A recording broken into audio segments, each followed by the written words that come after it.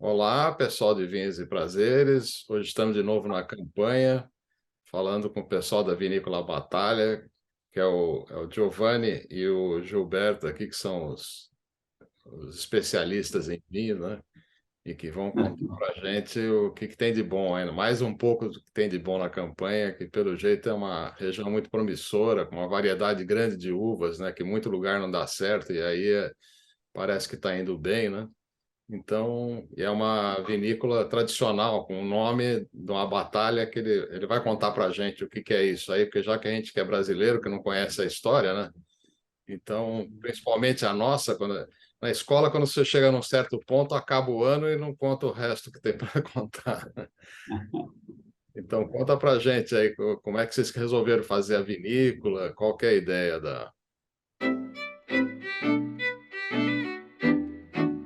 Bom, então, boa tarde aí, Alberto, Gilberto e as demais. Então, a Vinícola Batalha aí é um grande sonho do Gilberto e meu, junto com o Felipe, que é filho do Gilberto também, né? Estamos lá de um sonho da família do Gilberto também, que nasceu lá em 2010, quando nós iniciamos com o plantio dos nossos vinhedos. E justamente por nós estarmos nas terras onde ocorreu a Batalha do Ceival, né? E o que que foi a Batalha do Ceival? Então, a Batalha do Ceival foi um dos conflitos militares que ocorreu durante a Revolução Farroupilha. E a Revolução Farroupilha começou no dia 20 de setembro de 1835, com a tomada de Porto Alegre por Bento Gonçalves. Por isso que 20 de setembro é o feriado do Gaúcho, é uma homenagem ao início da Revolução Farroupilha. Mas no ano seguinte, no dia 10 de setembro de 1836, ao cruzar o chamado Arroio Ceival, que é um pequeno riacho, né? As tropas revolucionárias encontraram as tropas imperiais e desta batalha, dessa peleia, né? Então, desta batalha, que foi nomeada como Batalha do Ceival, as tropas revolucionárias venceram as tropas imperiais.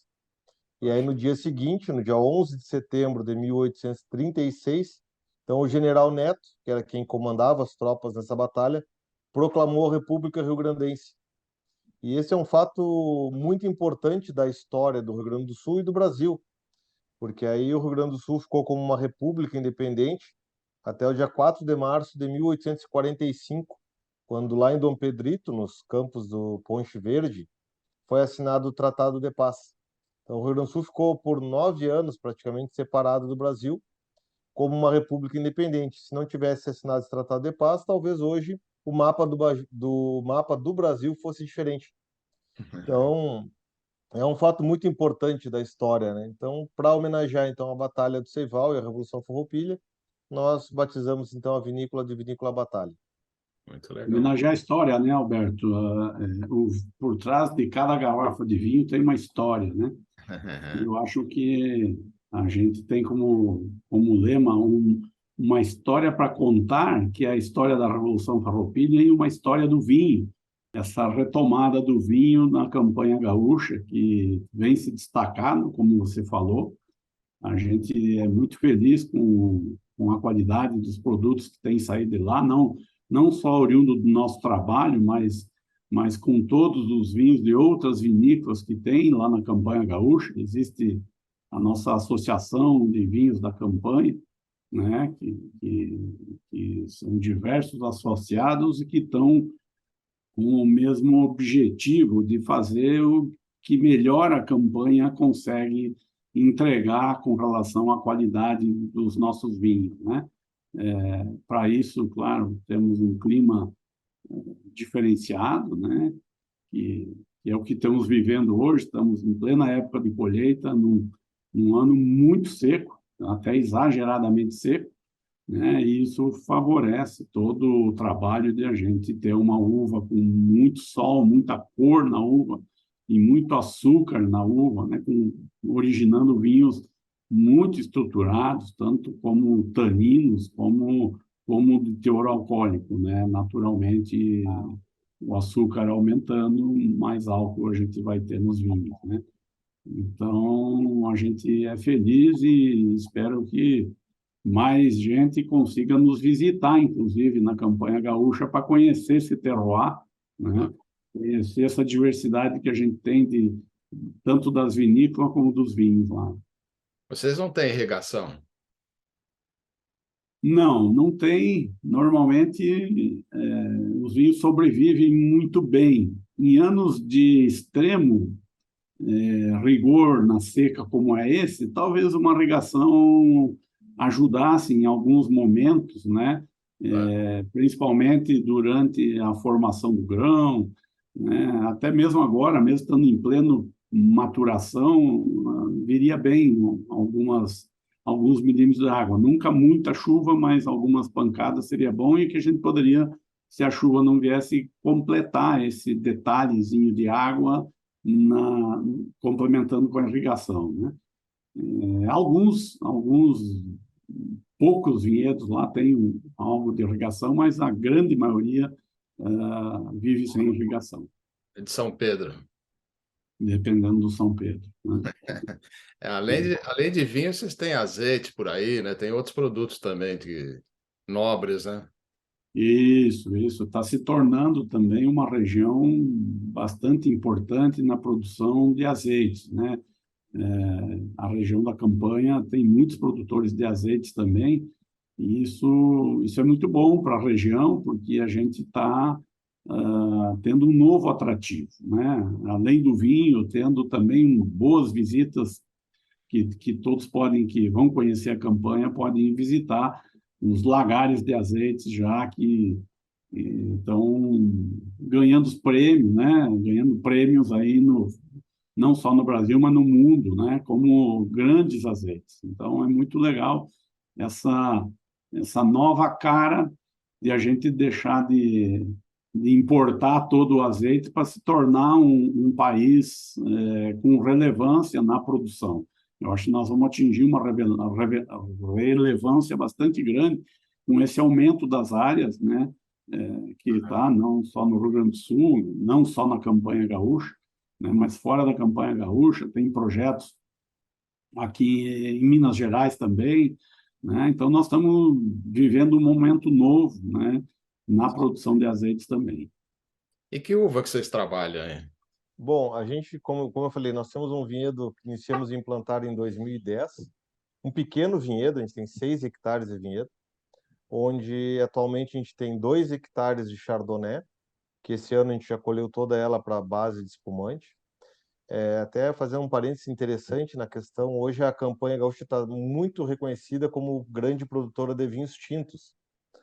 E às vezes as pessoas questionam, mas o clima não é muito quente, não vai ter para vinho branco não vai ser uma uva com pouca acidez, com muito teor alcoólico. Aí entra muita questão agronômica do ponto de colheita da uva. Ou seja, nós já colhemos há 10 dias atrás a uva Chardonnay para ser um base espumante. Então a gente tem essa possibilidade, estamos produzindo grandes espumantes na Campanha Gaúcha, mas tem que ter muito cuidado, muita atenção para o ponto de colheita, justamente para não deixar a acidez cair demais e não subir muito o potencial de álcool. Então, esses 2 hectares de Chardonnay nós já colhemos há 10 dias para a base espumante. Temos uma outra área de Merlot, temos também uma área de Pinot Noir, e aí é muito interessante a Pinot Noir, porque é uma uva que a gente pode fazer tanto base espumante, como vinho rosé, como vinho tinto, então ela é uma uva que nos traz várias possibilidades. Até então, na batalha, a gente só produziu vinho rosé de Pinot Noir. Esse ano, em função desse clima muito seco e está apresentando um excelente Pinot Noir, então, em conversa com o Adolfo Lona, que é nosso consultor em enologia, então nós optamos por deixar a Pinot Noir para fazer um vinho tinto. Então, na safra 2023, vai ser o primeiro vinho tinto de Pinot Noir da Vinícola Batalha, que a tendência é ser um vinho tinto bem estruturado. Tá? Estamos monitorando o ponto de colheita, potencial de álcool. Pretendemos aí colher semana que vem, ou de 7 a 10 dias, a gente provavelmente vai estar colhendo essa Pinot Noir para vinho tinto, né? Então é uma outra interessante, porque muitas regiões não conseguem produzir Pinot Noir, justamente por ter um cacho muito pequeno e muito compacto, e por dar muitas podridões de cacho. Então, só para vocês terem uma ideia, o último tratamento fitossanitário que nós fizemos no vinhedo foi início de janeiro, porque não chove, não tem umidade, então não tem necessidade de tratar. Que Então, a bom. gente está com todas as uvas tanto a parte de cacho quanto a parte do dossel vegetativo, com uma sanidade de 100%, né? Depois, na linha das uvas tintas também, a gente tem, então, a Marcelin, que é uma uva que nós vamos começar a produzir esse ano. A Taná, que já é o vinho um dos mais reconhecidos da Vinícola Batalha, é o Taná. Inclusive, na safra de 2020, a gente teve a felicidade de ter um vinho nobre de Taná, com 15% de álcool natural, um grande vinho, né? Um vinho nobre, que já ganhou 95 pontos aí, 2 anos consecutivos, né, em concursos de vinho. E temos também a Cabernet Franc. Então, aí fecha nosso rol das variedades tintas, né, nesses 6 hectares de vinhedo. A Chardonnay é só espumante ou tem vinho branco também? Não, nós temos vinho tranquilo de Chardonnay também, mas é um vinho que nós comercializamos menos, né? O Chardonnay é tranquilo. Então tem anos que a gente, pelo nosso estoque de vinho que a gente já tem a granel, a gente opta por fazer só vinho base espumante naqueles anos que a gente ainda tem um estoque de vinho tranquilo de Chardonnay de acordo com as nossas vendas, né? Espumante é só branco, né? É o vício. Espumante, por enquanto, só branco e 100% Chardonnay. Nós trabalhamos com 2 espumantes na nossa linha, um Nature e um Brut. Por enquanto, são 100% Chardonnay. Talvez no futuro, com essa Pinot Noir, a gente faça alguma coisa de base de espumante. Pinot Noir, tanto branco quanto rosé. A gente sabe que hoje tem um apelo muito grande ao espumante rosé, mas por enquanto a gente está só no vinho tranquilo de rosé. Não temos nenhum base espumante rosé ainda. E vocês têm área para expansão ou já ocuparam tudo? Sim, a gente está numa pequena propriedade de 28 hectares, onde a gente tem esses 6 hectares de vinhedos produzindo, mas temos uma área útil para a expansão do projeto, para chegarmos até 15 hectares de vinhedo. Áreas muito nobres para uva, tá?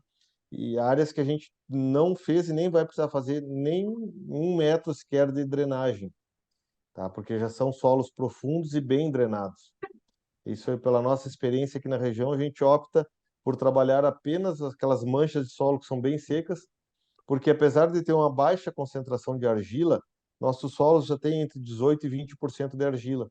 Então, por mais que tu faça a drenagem nas áreas úmidas, quando tem os excessos de chuva, a própria argila ela segura essa água e vai liberando lentamente, né? Então, por isso a gente opta por trabalhar só com as áreas bem secas mesmo. E é interessante, né, Alberto, que nós estamos, além dessa característica de solo que a gente tem lá na Vinícola Batalha, nós estamos sobre a maior reserva de carvão mineral do Brasil, né?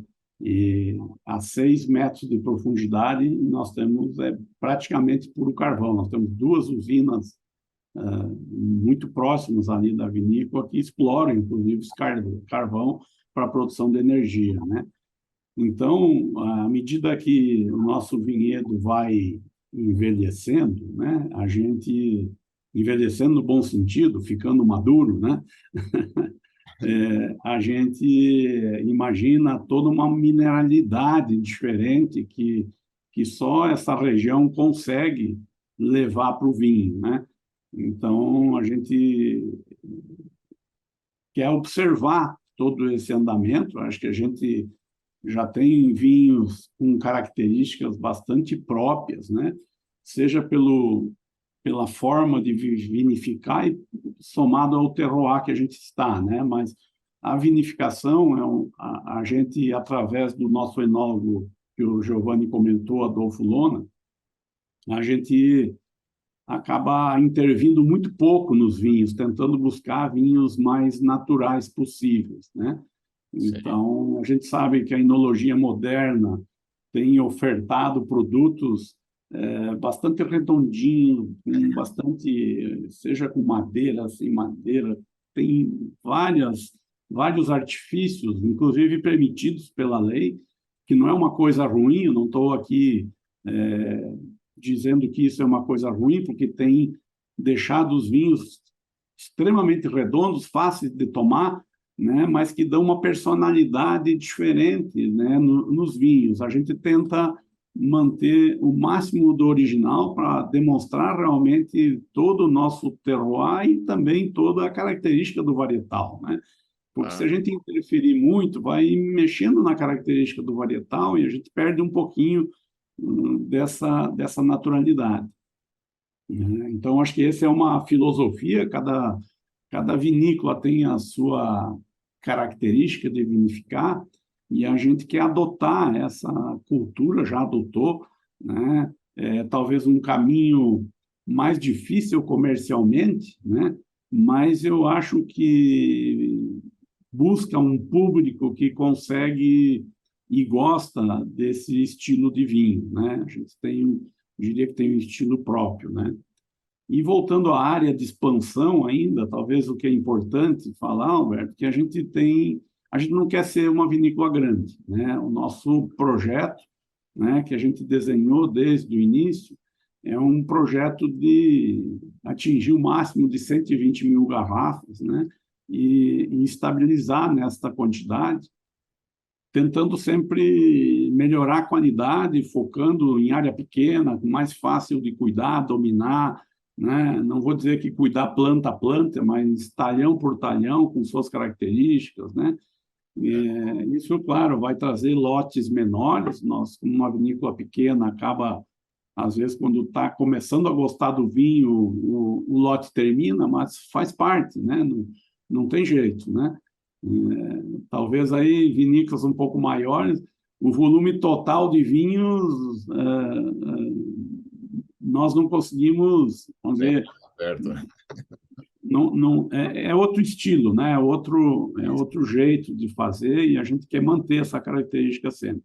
E o consumidor hoje que é o mais feliz porque ele consegue experimentar de tudo e escolher aquilo que mais gosta, né? Porque o melhor vinho é sempre aquele que tu mais gosta, e, independente dos juízes, né? A interpretação, às vezes, de um grupo mais técnico, às vezes não é a interpretação dos enófilos, né? Eu acho que isso é outra coisa legal, né? Que a gente está nesse nível de aprendizado, né? O brasileiro está num nível de aprendizado bastante interessante com relação a degustar um vinho e entendê-lo, né? E eu acho que esse é o maior desafio aí que a gente tem dentro dessa diversidade, né? Eu digo que muita gente ainda faz uma certa crítica que os vinhos brasileiros são caros, né? E aí essa crítica talvez para aqueles consumidores que estão tomando aí vinhos até R$ 50, R$ 60, né? São realmente muito difícil a gente competir com esse pessoal, né? Chile, Argentina, de alta escala de produção, que faz a segunda, terceira, quarta prensagem lá, extraindo de tudo um pouquinho, e depois trabalha com o que tem direito na química para amenizar, né? Então, quando a gente compara com esses vinhos, realmente a gente talvez seja mais caro que eles, porque infelizmente não tem como competir com eles, né? Mas quando a gente está falando em vinhos, vamos jogar assim, é difícil generalizar, mas acima de R$ 100, 150, R$ 200, eu diria que a gente é muito competitivo. Sem dúvida. O que a gente está entregando, né, na qualidade dos nossos vinhos, eu vejo aí que vinhos de R$ 150 no Brasil, eu posso comparar com vinhos de 300 lá na Argentina, né? Vinhos que o brasileiro está acostumado a tomar. Eu acho que não perdem nada. Não são iguais, são diferentes, e tem que ser diferentes mesmo. O nosso objetivo nunca foi querer fazer um vinho igual à Argentina, igual à Itália, igual à África do Sul, nada. Nós queremos fazer os vinhos com a nossa cara, com o nosso terroir, com a nossa identidade, né? Não queremos competir com ninguém. E a gente quer mostrar o que ele oferece para o público, né? E a gente, claro, quer extrair o melhor, né? Mas não dá para comparar, é difícil comparar, né, vinhos. A gente tem que saber se a gente está caindo no gosto do consumidor ou não, né? E eu acho que o Brasil tem mostrado uma evolução espetacular, né? Seja em tecnologia, trazendo tecnologia, equipamentos, né? Seja em processos, seja no vinhedo, né? Entendendo o seu vinhedo, né? Entendendo quantos quilos é ideal tu deixar por planta, né? que manejo, desfolha, não desfolha, que espaçamento, que porta-enxerto, né? Usar. A gente está num nível também de aprendizado. O consumidor está aprendendo e nós também estamos aprendendo. Imagina quem somos nós, iniciando um projeto em 2010, dizer que quer saber alguma coisa de vinho. Não, nós estamos aprendendo. E eu acho que nós vamos entregar muita coisa boa ainda para esse público tomar. Eu acho que nós temos um desafio e, ao mesmo tempo, nós, né, eu, Giovanni, Felipe, meu filho, acreditamos muito, né, que nós vamos ainda, já temos ganhado alguns prêmios nacionais, onde a gente participa, estamos felizes já com o produto que temos, com certeza. Mas a gente sabe que vai poder evoluir muito e melhorar muita coisa ainda. Tem várias linhas de vinho? Sim, É, a gente trabalha hoje com várias linhas, né? Mas até complementando a questão da divulgação, hoje a gente tem aqui, como o Gilberto já citou, a Associação dos Vinhos Finos da Campanha Gaúcha, né?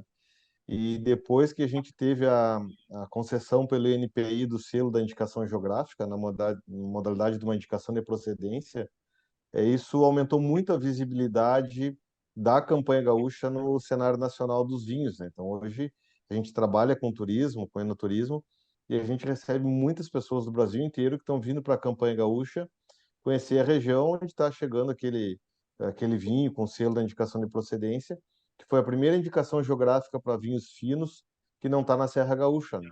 Claro que agora a gente já tem 2021 os vinhos de altitude, Santa Catarina também com uma indicação de procedência, e isso é muito importante. A gente acredita que a indicação geográfica vai ajudar muito na divulgação, tanto da região como da qualidade dos vinhos, né? Então, isso mas é muito, é passo a passo, é formiguinha, né? Até porque a gente não tem condições de fazer grandes investimentos em mídia, mas esse boca a boca, na realidade, é o que fideliza o cliente e o que tem uma importância muito grande, né? Nós entendemos bastante assim. pode Então, falar. quando nós desenvolvemos a indicação geográfica, justamente isso nós tínhamos essa preocupação, porque a retomada da vitivinicultura na campanha gaúcha é muito recente. Os vinhedos mais antigos que a gente tem aqui são os vinhedos da Almaden, que são da década de 70, né? Então, como é que nós, numa região que é relativamente nova, nós vamos definir qual variedade que vai poder entrar numa indicação de procedência, sendo que tem um mundo ainda a ser explorado, né? A gente tem muita coisa para estudar de variedades, para chegar e dizer qual a variedade que pode vir a ser uma variedade ícone da campanha gaúcha. Claro que a gente tem hoje já alguns indícios de variedades que estão se destacando e outras nem tanto.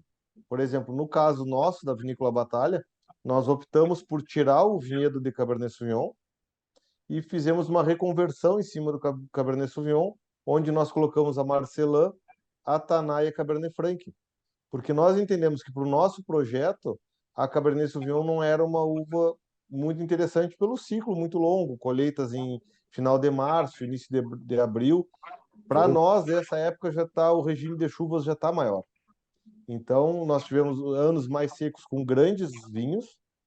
Inclusive, nosso primeiro vinho premium foi um Cabernet Sauvignon.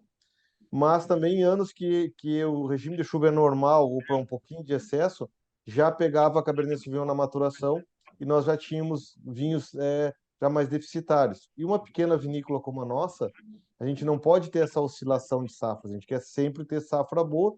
Então, a gente precisa ter aquelas uvas que vão estar maturando no nosso período maior de estiagem, que geralmente é de final de dezembro até primeira quinzena de março. E conseguiram aproveitar o cavalo? Sim, sim. A gente usou a técnica da sobreenxertia, né? Isso é interessante, na realidade. Hoje, o nosso vinhedo, o primeiro fio de arame, fio condutor, está a 90 centímetros do solo, tá? Então, a gente tem o porta-enxerto hoje, aí a 50 centímetros do solo a gente cortou a planta e enxertou a variedade nova em cima. Então, hoje, no vinhedo de Cabernet Sauvignon, o Cabernet Sauvignon passa a ser um filtro, na realidade. Então, a gente tem o porta-enxerto, depois tem o Cabernet Sauvignon, e depois em cima dele que a gente está com a copa produtiva, que é o Marcelin, ou a Tannat, ou a Cabernet Franc. Nessa modalidade, a gente perde só uma safra, porque todo o sistema radicular já está implantado, né? Então, a gente faz essa sobreenxertia, perde só a safra do ano que enxertou e no ano seguinte a gente já está produzindo já comercialmente. Mas, Alberto, você falou das linhas de produto, né? Nós temos basicamente 3 linhas de produto, dentro dos varietais que o Giovanni já citou, que a gente produz. Nós temos aqueles anos de que a gente não vai ter a melhor safra do mundo, então não vai ser uma safra que vai gerar tanta intensidade de cor, de taninos, vai ser vinhos um pouco mais leves. A gente tem a linha Ideologia, que é a linha desses vinhos um pouco mais frescos, que você não matura tanto para ir para o mercado, vinhos com uma longevidade um pouco menor, né? Essa é a linha Ideologia. Depois temos a nossa linha tradicional, a nossa linha que mais a gente tem em volume, que é uma linha de um ano normal, vamos dizer assim, que dá vinhos. A gente tem feito vinhos sempre vinhos maduros, pelo menos colocando no mercado com 2 a 3 anos de idade, a gente coloca os vinhos, né, com mínimo tempo de engarrafado, né, e já vai vinhos que, apesar, já evoluíram bastante, mas ainda eles vão terminar de evoluir na garrafa, né, e podem ser consumidos até 10 anos, 15 anos, sem iniciar a decadência dele, né. E depois nós temos uma terceira linha, que seriam somente das safras especiais, né, em anos que se superam, né? E esses anos que superam, né, a gente teve lá o 2020, que está todo lá armazenado, ou na garrafa ou nos tanques, que vão sair 2 vinhos especiais, da linha Ícone, da linha Super Premium, da linha de alta gama. São vinhos com teores de álcool mais alto um pouco, então de 14 a 15 de álcool até, né? O Taná, que o Giovanni falou, que 2 anos consecutivos, 95 pontos, vai ser lançado somente agora no início do inverno, em abril, talvez a gente lance, né, o Taná 2020, né? E também vamos ter um blend de Merlot, Cabernet e Taná, todos 2020, né? Então teremos 2 vinhos da linha de alta gama 2020. Estamos acreditando que talvez possa ser surpresa 2020, agora safra 2023, ser outro ano interessante. E estamos agora aguardando para ver como vai andar essas fermentações, mas até agora está muito legal, está muito interessante, né? Está prometendo uma safra muito boa. Aliás, as últimas, desde 2020 até 2023, foram safras que, na campanha gaúcha, especialmente, a gente não tem muita coisa a reclamar, não. Nós estamos felizardos, porque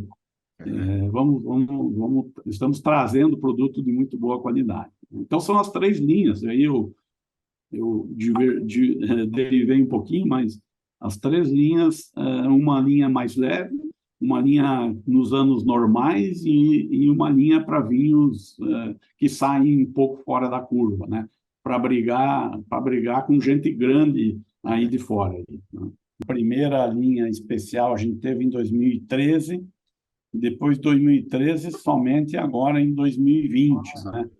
Então, muito legal, porque vamos ter 2 produtos que geram um pouco mais de valor agregado, que o negócio em si, como vinho, aparentemente, apesar de a turma achar que os vinhos são caros, mas as margens são curtas, né? Então, somado a essas margens curtas, uma vinícola artesanal quase, ou de pequeno porte, também tem as suas dificuldades, né? Eu sempre brinco que o Adolfo Lona nos cobra uma assessoria. Se a gente fizer 5.000 litros ou 500 mil litros, o preço é o mesmo, né? Então, eu tenho que diluir o custo num volume muito menor de vinho, né? Isso, às vezes, deixa um projeto de pequena escala menos competitivo comercialmente, né? Então, não é muito fácil o mundo do vinho. Quando se olha para um empreendimento, é um investimento de bastante longo prazo, né? E quem entra no mundo do vinho não entra pelo dinheiro, ele entra pela paixão mesmo, ele entra porque gosta disso, por outras razões, e menos o dinheiro, né? Então, a gente já sabia disso.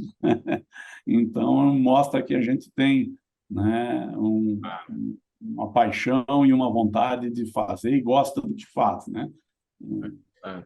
E Dentro dessa questão das linhas também, agora na safra 2022 a gente desenvolveu um projeto interessante em parceria com a Ah, Associação Brasileira do Winemakers. Então a gente fez 1.200 garrafas de um Merlot Rosé específico para eles. Então foi um projeto bem bacana, assim, onde os próprios rótulos saíram personalizados, né? Então teve alguns rótulos que saíram no rótulo da ABW, outros as pessoas enviaram os rótulos e saíram 60 garrafas, 100 garrafas no seu rótulo próprio. E também, né, eu acho que o Gilberto está mais por dentro, pode explicar um pouco melhor. Também esse ano a gente vai estar lançando um outro produto, que é um Cabernet Sauvignon Taná, que vai ser o Gato Palheiro, né, que é um projeto aí que tem um cunho, uma pegada social também, ambiental, que é bem interessante. muito interessante, são a linha das edições especiais que a gente tem, que eu esqueci de comentar, né?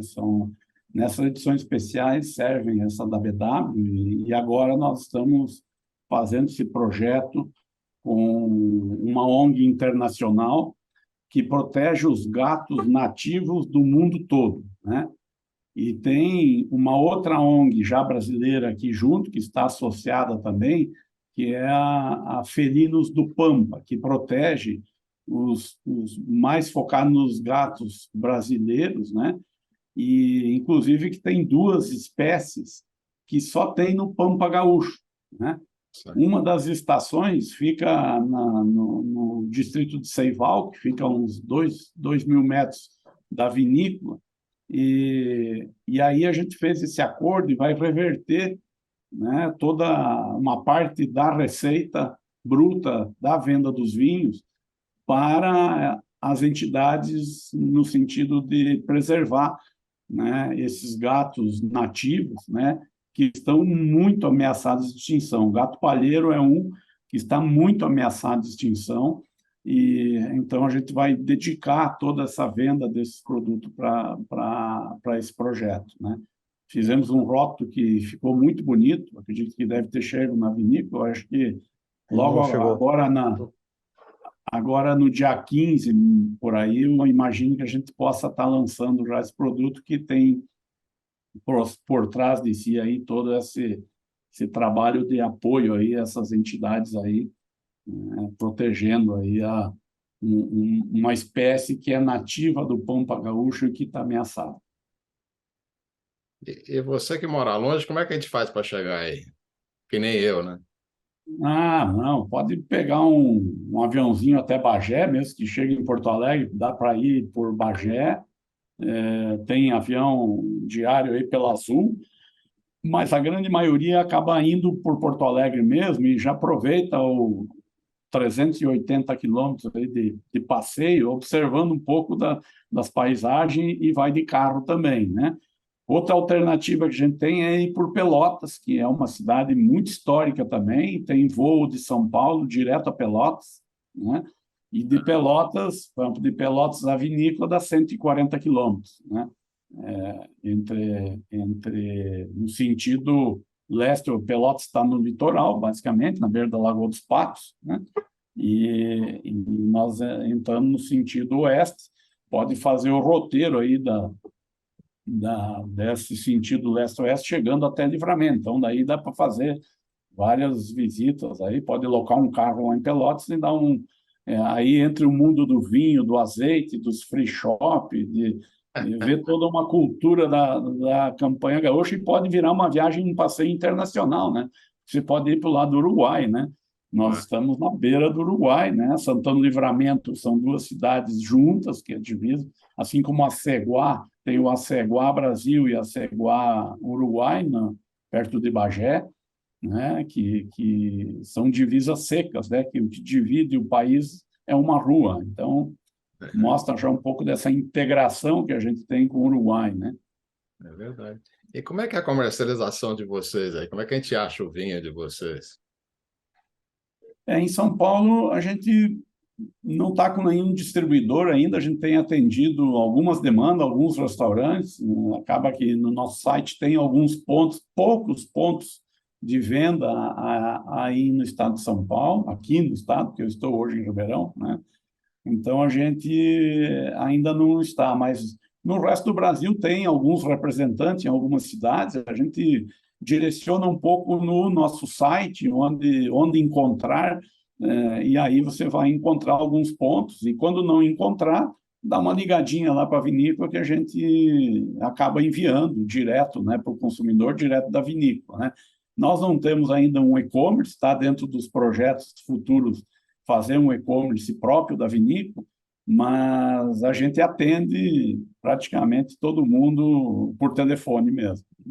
Muito legal. E qual é a produção média atual? Hoje, a gente, nesses 6 hectares, a gente tem produzido em torno de 40 mil quilos de uva, né? Então, tem dado em torno aí de 28 a 30 mil litros de vinho por ano, que vai gerar de 30 a 40 mil garrafas por ano, distribuído nessa linha, a maior parte de vinhos tintos, mas a gente tem uma boa produção de espumante, pelo menos tradicional, né? Pelo Champenoise, e em torno de 5 mil garrafas ano de espumante, um pouco de vinho branco, que é a nossa menor comercialização. O vinho rosé está com uma aceitação muito boa, mas o carro-chefe são realmente os vinhos tintos, né? É pelo próprio nome da região esse conceito. E nos tintos hoje, um dos que tem mais se destacado é o Taná, até pela nossa proximidade com o Uruguai. Quando a gente está lindeiro com o Uruguai, então já cria essa expectativa e realmente a gente tem um Taná de taninos muito macios.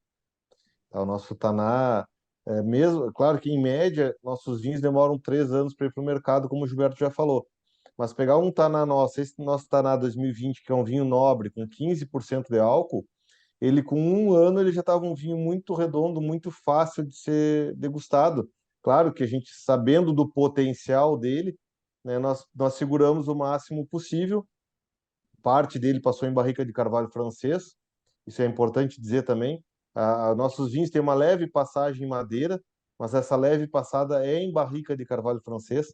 Nós não utilizamos nem chip, nem staves, então se tiver madeira é passagem em barrica. Barrica de vários usos, tá? Tem desde a barrica nova até a barrica com 6, 7 anos. São poucas barricas, então a gente aproveita todas. Mas a gente sabe desse potencial de evolução. Então, esse vinho foi para a garrafa em abril de 22 e vai ser lançado só agora a partir de abril, maio de 2023, quando ele vai estar fechando 3 anos e no mínimo 1 ano de garrafa, né? E com um potencial, esse sim é um vinho com potencial aí de guarda de no mínimo 20 anos, né? No mínimo 20 anos. E a outra nossa linha tradicional, os vinhos tintos ficam no mínimo 6 meses de garrafa para nós lançarmos. Então são vinhos também com 2, 3 anos, mas a gente dá um mínimo de 6 meses de garrafa na linha tradicional e na linha premium, né, na nossa linha que é esporádica, no mínimo 1 ano de garrafa. Então tem se destacado bastante, né?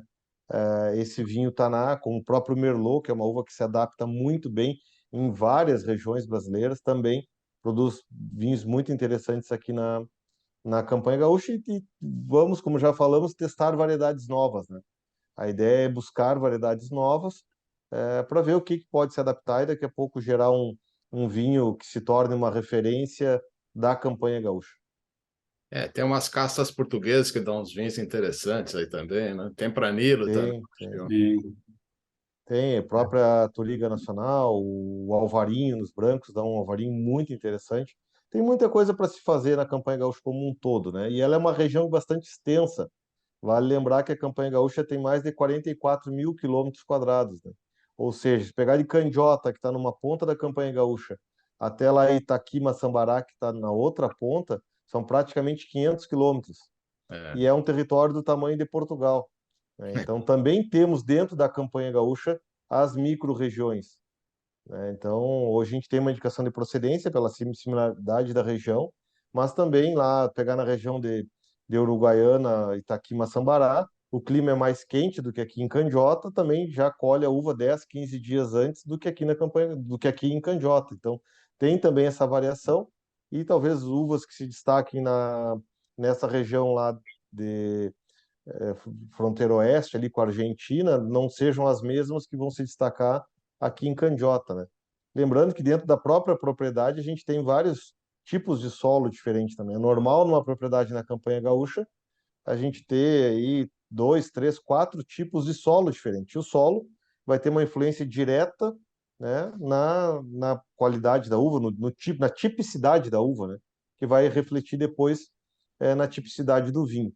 Mas só pegar um outro gancho interessante que eu gosto sempre de falar, e está ligado à história do vinho, não está diretamente ligado ao nosso slogan, uma história para contar e uma história para fazer, mas não deixa de ser uma história para contar, é que a maioria das pessoas não sabem, Alberto, não sei se tu já sabe ou não, que a primeira vinícola comercial do Brasil foi em Candiota, na Campanha Gaúcha. Não. Chamava-se Vinícola Quinta do Ceival, da família Marimon, uma família de espanhóis da Catalunha que entraram no Rio Grande do Sul pelo Uruguai e se instalaram em Candiota. Candiota, na época, isso em 1880, eu Poxa. estou falando final do século XIX, né? Paralelo com a chegada da imigração italiana no Brasil, que chegou a partir de 1875. E essa família se instalou ali em Ceival, na vila de Ceival, em Candiota, e começou já lá no final do século XIX a produzir uvas e vinhos finos, com seus vinhedos em espaldeira e com Poxa. uvas viníferas. A gente tem fotos das ruínas tem fotos da vinícola, quando ela era uma vinícola de pedra e barro. Então a gente tem fotos da vinícola, tanto externa quanto interna, e das ruínas também. Tá? Isso com vinhos já premiados, temos registros aí de jornais de premiação desses vinhos, e foi a primeira vinícola registrada brasileira, a primeira vinícola comercial, né? Lá no final do século XIX. Tá? E ficou aberta aí até o final da década de 60. E hoje, até não sei se o Gilberto está sabendo, hoje, para minha felicidade, nós temos um grande amigo que é bisneto do João Marimon, que era o patriarca da família Marimon, que chama-se o Marco Antônio Marimon. E ele tem muita coisa ainda original da vinícola, desde livro caixa, rótulos e tudo mais.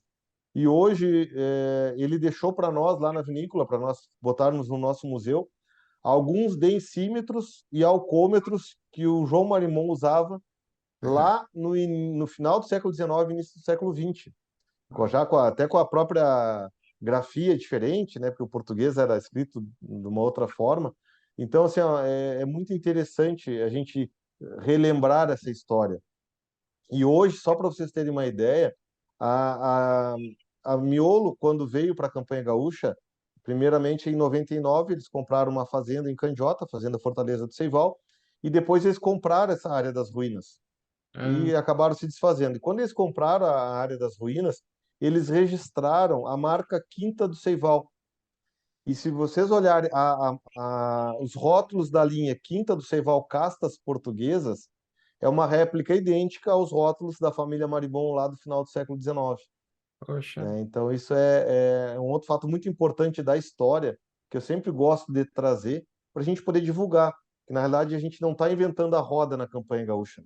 A gente teve lá os Marimon no final do século XIX, tivemos a vinda da Almaden no início da década de 70, que foi através da vinda de um pesquisador de Davis, na Califórnia, do Dr. Harold Holmes, que pesquisou e elegeu a campanha gaúcha como sendo a melhor região para a produção de uvas para vinhos finos.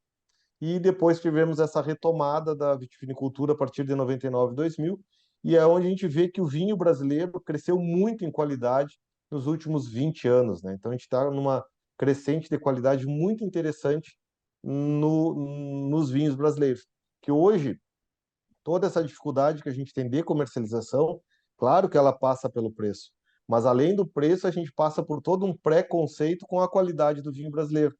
Isso é um paradigma que a gente tem que quebrar. E nisso o turismo é muito importante, as feiras são importantes, os eventos são importantes. Porque nós já participamos de várias feiras, que aí o cliente chegava no estande e perguntava, vai vir nacional ou importado? Não, é nacional. Ah, não, se é nacional, não quero provar.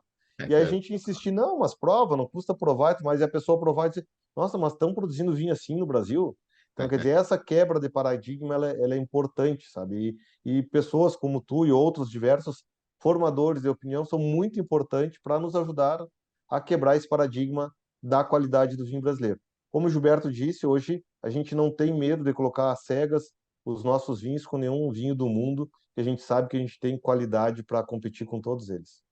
É diferente, né? Você não vai conseguir fazer um Brunello aqui no Brasil. E nem é interessante fazer isso, porque Não. vai concorrer com o pessoal que tem uma experiência um terroir totalmente diferente, né? Quer dizer, então, Exato. eu acho que o brasileiro tem que ter a sua própria identidade mesmo. Eu acho que é isso que a gente busca, viu, Roberto? A gente, inclusive, o Giovanni agora não está na imagem, tá? Mas a gente expressa como uniforme da vinícola já a bombacha, o lenço, a gente prega a cultura, né? Até a Aí, ó. faca. A gente pega um pouco da cultura para diferenciar na culinária para o turismo. A gente não faz o galeto com massa, que é a tradução da Serra Gaúcha, da imigração italiana. Então, a gente já quer se destacar e ser diferente já dentro dos vinhos do Rio Grande do Sul, né? Temos que buscar a diferença e ter os seus estilos próprios, né? Imagina dentro do Brasil, não dá para querer ser um vinho, competir, querer fazer algo parecido com a Itália ou parecido com o Chile ou com qualquer país, né? A gente quer mostrar as nossas características e quer mostrar que se pode fazer coisa boa aqui também. Eu agradeço vocês aí pelo tempo, pela explicação e também para a gente mostrar o Brasil diferente, né? É isso aí. Nós esperamos você por lá, Alberto. Se não pode, você como um grande apreciador de vinho tem que gastar um tempinho e ir para investir nesse tempinho, não é nem gastar, é investir no tempo e dar Claro. uma fugida lá na campanha. O Giovanni pode garantir um cordeiro lá assando No no fogo de fogo de chão. chão e a gente faz essa harmonização desse cordeiro com um taná lá, tu será muito bem recebido, com certeza, né? O perigo é convidar, hein? Não, Não, o convite já está feito já. já está feito, né? Já Vai está mesmo. feito. Tá ótimo, então. Muito Só obrigado. avisar, programar para que a gente, eu Ah, estou menos tempo, o Giovanni está direto, eu não estou tanto tempo lá, mas né, tem outros projetos aqui que eu me dedico aqui também, então eu divido um pouco do meu tempo entre o trabalho da vinícola, mas se eu puder estar lá, vou fazer questão de estar junto com você. muito obrigado. E é isso, nós que agradecemos a oportunidade, e como o Giovanni falou, pessoas como você fazendo esse tipo de trabalho está realmente nos ajudando a mostrar, né, o que a gente pode entregar aí, os diferentes vinícolas do Brasil aí, e todos os produtos que a gente pode ofertar para esse povo que gosta de vinho aí. O brasileiro tem uma certa mania de coisa do exterior, mas a gente tem que saber o que existe de bom aqui dentro também e divulgar. Isso, não, tem coisa boa. Como eu falei dos azeites, aí os azeites está mais fácil de mostrar que os azeites que vêm de fora são tão ruins que com uma melhoria aqui a gente parece que está tomando outra bebida, não é azeite, quando a gente pega um vinho, um azeite brasileiro, né? Então eu defendo muito aí também, é um bom exemplo do que a gente pode fazer. É verdade. Então, obrigado, É isso aí, Giovanni. Alberto. Obrigado pela tua atenção conosco, por todo esse teu trabalho em prol do vinho nacional. E reforçando o que o Gilberto disse, é isso que nós precisamos, é divulgar mais o vinho nacional, quebrar os paradigmas, porque a gente está fazendo muita coisa boa no Brasil. A gente tem hoje uma relação qualidade e preço muito interessante nos vinhos nacionais. Ah, legal. E quem está assistindo aí, eu agradeço. E quem gostar, curta e siga o canal que vai recebendo informações cada vez que a gente tiver um novo vídeo aí. Legal. Obrigado.